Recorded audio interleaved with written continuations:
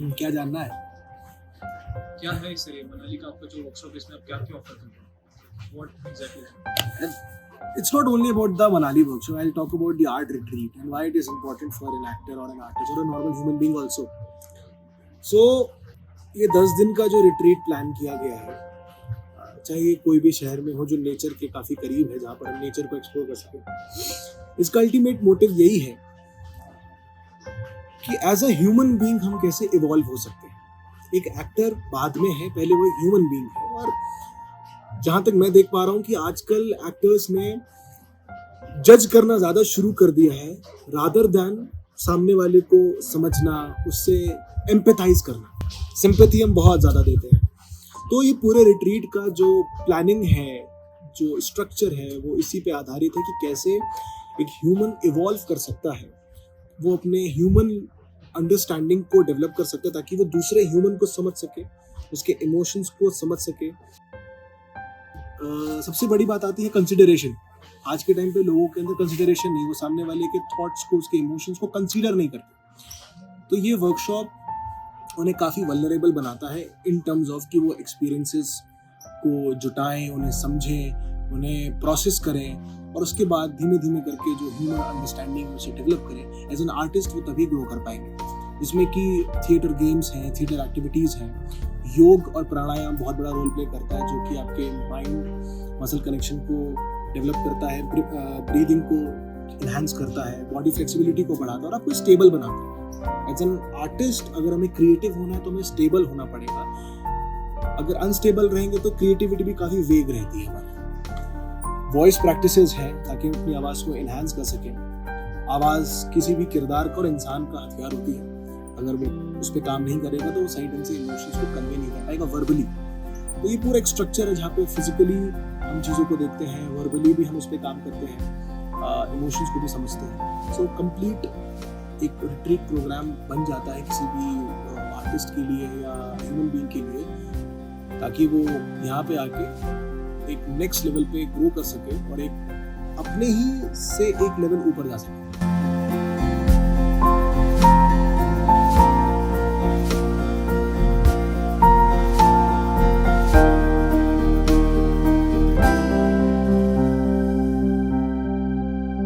हमारे अंदर ये चीज, अगर जैसे तुमने बोला कि भाई जो रोते हैं तो एक अंदर से इमोशन निकलता है जी। हमें चाहिए कि सामने वाला हमको कंफर्ट दे, हमको वो समझे।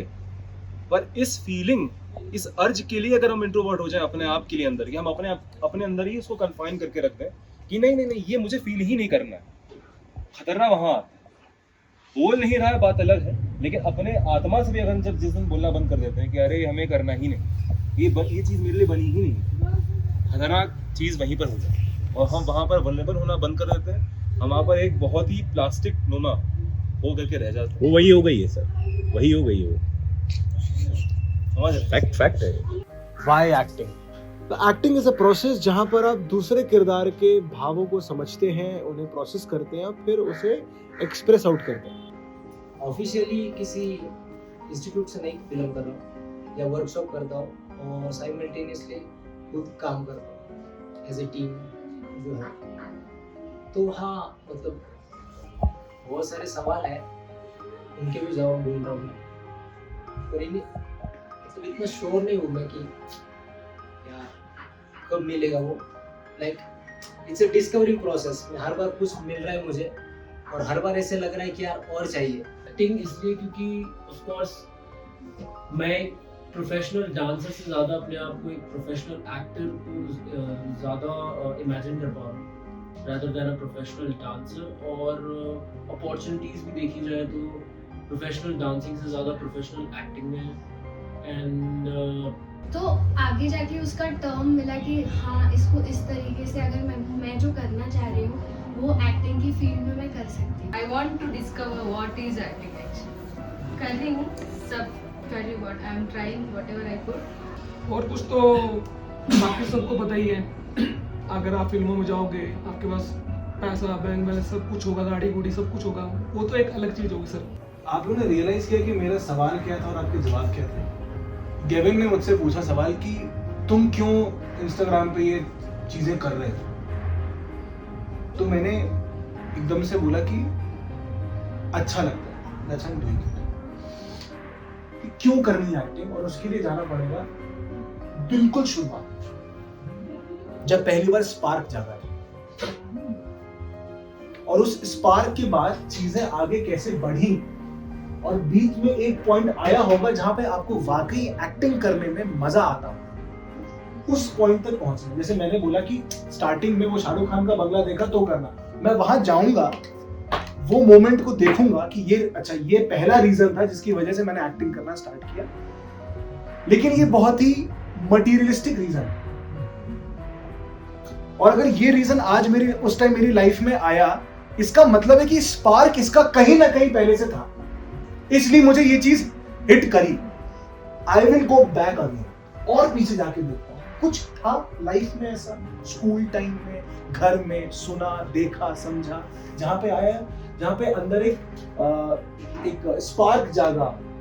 हम इस आर्ट फॉर्म को लेके थोड़ा सा फैसिनेट हुए, ये क्या चीज है, क्या मतलब ये हो क्या रहा है स्क्रीन पे। हो सकता है जैसे मेरी लाइफ का एक था ऐसा मोमेंट, इस मोमेंट के पहले वाला, मैं वहां गया और मैंने फिगर आउट किया कि ये एक मटीरियलिस्टिक रीजन है जिसने आई थिंक मुझे एक बहुत गहरा पुश दिया, I want this life. But इसके पहले एक और रीजन है which can be a spiritual reason और can be a very fun वाला रीजन, जिसने मेरे अंदर वो जो कीड़ा था ना, या वो जो आग थी, वो जो चिंगारी थी, उसको लगातार जलते रहने दिया इस सही मोमेंट के जहां पे मुझे एक बेहतरीन पुश मिली। अब मैं उस मोमेंट में गया, उसको मैंने टैप किया, उसको मैंने वापस से पिक करके आज की लाइफ में लाया, तो this is the actual reason कि मुझे एक्टिंग करना। ये हो गया कोर एक्टिंग का, लेकिन एक आम इंसान को भी इस एक्टिंग का मजा लेना चाहिए ताकि वो अपने इमोशंस को समझ सके, अपनी वल्नरेबिलिटीज को समझ सके, लोगों के साथ एम्पैथेटिक हो सके, नेचर के साथ एक जुड़ाव को महसूस कर सके। तो इस चीज़ को भी समझने के लिए एक्टिंग करना या उसे समझना जरूरी है। मिर्ची खाते हो तो स्वेटिंग होती है ना, यहाँ से भी निकलता पसीना, भी निकलता, बहुत ज्यादा खा लो तो सीन दे दिया तुमको मैंने। एक सीन है जहाँ पर तुम्हें दिखाना है कि तुम खा रहे हो मिर्ची, पर एक्चुअली नहीं है उसमें मिर्ची। कैसे लाओगे वो पसीना नहीं जाएगा, जब तक नहीं आएगा पसीना मैं कैसे मालूम कि आपने वो फील किया है। आपने घर में एक थाली खाई, उसमें मिर्ची थी, आपको आया पसीना, बहुत ज्यादा आया, सेम सीन हो रहा है, वही सीन करना है, बट अब उस थाली में मिर्ची नहीं। ऑब्वियस सी बात है, आपको टेक के लिए नहीं खिलाएंगे ना बार बार, बहुत सारे टेक होने हैं, दिक्कत हो जाएगी। अब कैसे लाओगे वो स्वेटिंग को expression? You have to lose yourself first. पहले आपको रिलैक्स करना पड़ेगा, फिर आपको अपनी ब्रीदिंग को चेंज करना पड़ेगा, फिर आपको उस विजुअलाइजेशन में जाना पड़ेगा, फिर आपको अपने दिमाग को अलाउ करना पड़ेगा वापस से वो जो एक्सपीरियंस किया था ना उसको वापस से टैप करते हैं। और एग्जांपल देते हैं, जब बहुत डर सा लगता है तो वॉशरूम आती है बहुत जोर से, यूजुअली होता है बहुत, जब डर लगे या फिर कहीं बहुत जाने की जल्दी हो और कोई चीज छूट रही है, आपको कोई ट्रेन पकड़नी है, आपको मालूम है कि आप लेट हो चुके हो, नहीं पकड़ पाओगे, तो पहले ये होना बहुत बेसिक चीज है। चलो ये तो इंसान, मैं यूं भी करना, वॉशरूम लगना, उसकी वजह से एक एक्सप्रेशन बनता है, बॉडी का मूवमेंट चेंज होता है। सीन है, एक फिल्म का सीन है जहाँ पे ये हो रहा है, एक सीन है, आपको ये सब दिखाना होगा, आपने ये कर लिया, यहाँ पे लाने के लिए जो इंटरनल चेंजेस करने हैं उसमें तो तुम्हें उसी डेप्थ में जाना पड़ेगा ना, उन्हीं सेंसेस को वापस से टैप करना पड़ेगा, उन्हीं एक्सपीरियंसेस को वापस से रीलिव करना पड़ेगा। आई ऑलवेज सजेस्ट कि एक एक्टर अपनी सेंस मेमोरी पे ज्यादा रिलाई करे रादर देन इमोशनल रिकॉल की प्रैक्टिस पे, बिकॉज उस प्रैक्टिस में वो ट्रॉमा को भी साथ में ला सकता है, लेकिन जब वो सेंस मेमोरी की प्रैक्टिस कर रहा है तो खाली जो सेंसेस ने फील किया है, एक्सपीरियंस किया है, उसको वो लाएगा और उसका इस्तेमाल करके और आज की सिचुएशन को समझ के विजुअलाइजेशन को ऐड करके वो सीन को ऑडियंस के सामने रख देगा एक अच्छे ढंग से, अच्छे मैनर में, विद ऑल द क्रिएटिविटी।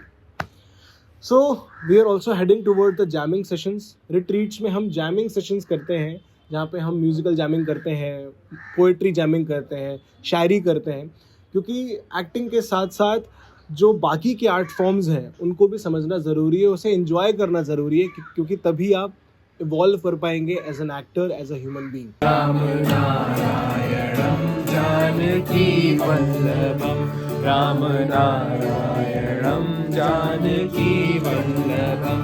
कौन कहता है भगवान आते नहीं, कौन कहते हैं भगवान आते नहीं।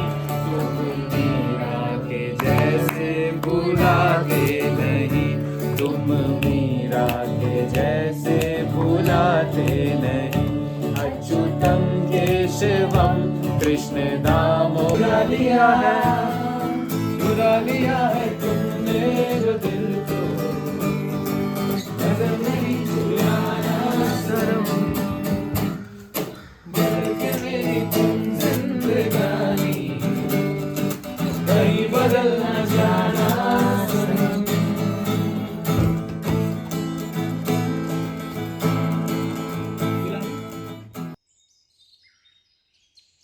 तो योगा और साथ ही साथ में प्राणायाम से हम लोगों ने चीज़ों को शुरुआत किया आज दिन की।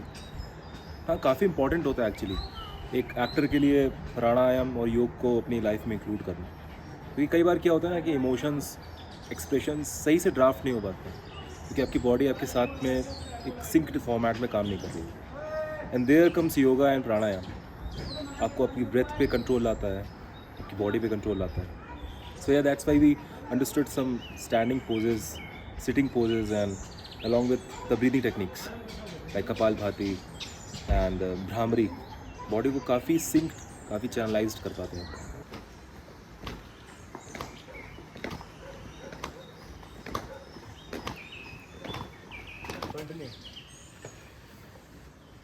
आप पीछे चेंज डाउन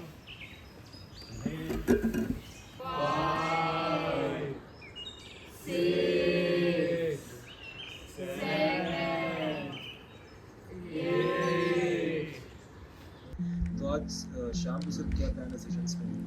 तो हम स्टार्ट करेंगे ब्रीदिंग से। आज का सेशन हमारा ब्रीदिंग पे ही रहेगा। Then we'll move forward to pitch और फिर रिदम।